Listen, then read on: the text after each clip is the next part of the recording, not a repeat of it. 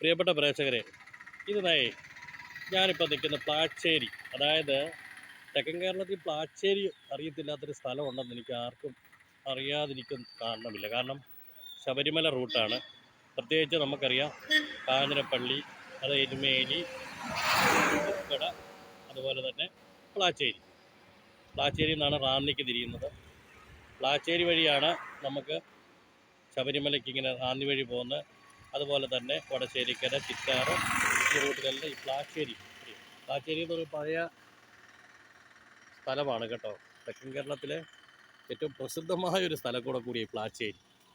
ഈ പ്ലാച്ചേരിയിലാണ്, പ്ലാച്ചേരിയിൽ നിന്ന് നിങ്ങൾക്കറിയാം ഈ ജംഗ്ഷന് കണ്ടോ, ഈ ജംഗ്ഷന് നേരെ പത്തനംതിട്ടയിൽ നിന്ന് വരുന്ന വാഹനം നേരെ കണ്ടോ, ഇപ്പം ഈ കാറ് വരുന്ന അതുവഴി തന്നെയാണ് വളഞ്ഞ പാലം കയറിയാണ് എരുമേലി റൂട്ടിലേക്ക് പോകുന്നത്. അതുപോലെ നേരെ പോകുന്ന സ്ഥലമാണ് ഇതിപ്പം നമുക്കറിയാം. ഇത് കണ്ടോ, ഈ സ്ഥലമാണ് മണിമല, പൊൻകുന്നം, ഇതേ റൂട്ടിൽ തന്നെ പാല, അതുപോലെ തന്നെ പത്തനാട്, നെടുങ്കുന്നം, കറുകച്ചാല, ചങ്ങനാശ്ശേരി റൂട്ടിലേക്ക് പോകുന്നു. മനസ്സിലായില്ലേ? അപ്പോൾ ഏറ്റവും കൂടുതൽ ചില സമയങ്ങളിൽ ഏറ്റവും കൂടുതൽ ഗതാഗതക്കുരുക്കുള്ളൊരു സ്ഥലം കൂടിയാണ് പ്ലാച്ചേരി. പണ്ടത്തെ പ്ലാച്ചേരി ഒന്നുമല്ല, പണ്ടത്തെ ഒരു ഇടുങ്ങിയ ഒരു സ്ഥലമായിരുന്നു. അതായത് ആവശ്യത്തിന് വെയിറ്റിംഗ് ഷെഡൊക്കെ ഉണ്ട് കേട്ടോ. ഇതിനിടയ്ക്ക് പറയുക, മത്സരിച്ച് വെയിറ്റിംഗ് ഷെഡ് നിർമ്മാണം നടത്തിയിട്ടുണ്ട്. അഡ്വക്കേറ്റ് പ്രമോദ് നാരായൺ സാറിൻ്റെ ഉണ്ട്. അതുപോലെ തന്നെ രാജു എബ്രഹാം, പഴയ MLA രാജു എബ്രഹാം സാറിൻ്റെ ഉണ്ട്. അങ്ങനെയുള്ള സ്ഥലം കൂടിയാണ് പ്ലാച്ചേരി. പ്ലാച്ചേരി മുതൽ നമുക്ക് പത്തനംതിട്ട വരെ മത്സരിച്ച് വെയിറ്റിംഗ് ഷെഡ് രണ്ട് സൈഡുകളിൽ വെച്ചിട്ടുമുണ്ട്. ഇത് ഞാൻ പറയാൻ കാരണം, ഇത് തുടക്കം ഇതൊന്നുമല്ല. നമ്മുടെ ഈ പാലം കണ്ടു, ഈ ഹൈവേ നിർമ്മാണം പുന്നലൂർ മൂവാറ്റുപുഴ ഹൈവേ ആണ് നേരെ പോകുന്നത്. ഈ ഹൈവേയുടെ എരുമേലിക്ക് തിരിയുന്ന ആ ഭാഗത്ത് കണ്ടോ, പാലത്തിൻ്റെ അവസ്ഥ കണ്ടോ. പണ്ടത്തെ പാലമാണ്. അതായത് രണ്ട് വണ്ടി, അതായത് ആ വളവ് തിരിഞ്ഞ് വന്ന ഒരു കാരണവശാലും കാണത്തില്ല. ഒരു പാലത്തിൻ്റെ സൈഡ് കണ്ടോ ഇടിഞ്ഞു നിൽക്കുകയാണ്, ആ കൈവരി ഇടിഞ്ഞു നിന്നിട്ടുണ്ട്.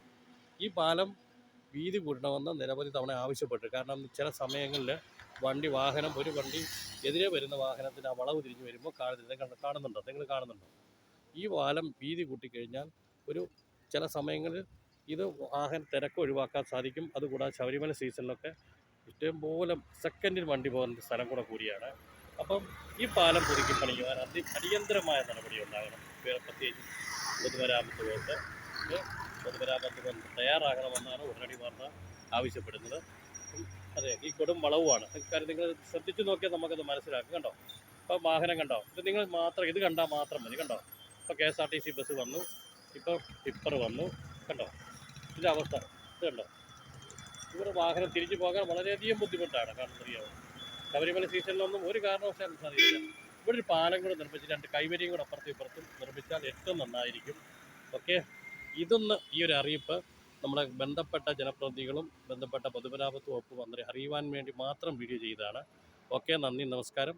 നിങ്ങളെൻ്റെ യൂട്യൂബ് ചാനൽ സബ്സ്ക്രൈബ് ചെയ്യണം, ഷെയർ ചെയ്യണം. ഓക്കെ, അടുത്തൊരു വീഡിയോ കാണുന്നതിന് വരെ നന്ദി, നമസ്കാരം. Husaina Rawther, Chungappara, Pathanamthitta. Okay, thank U.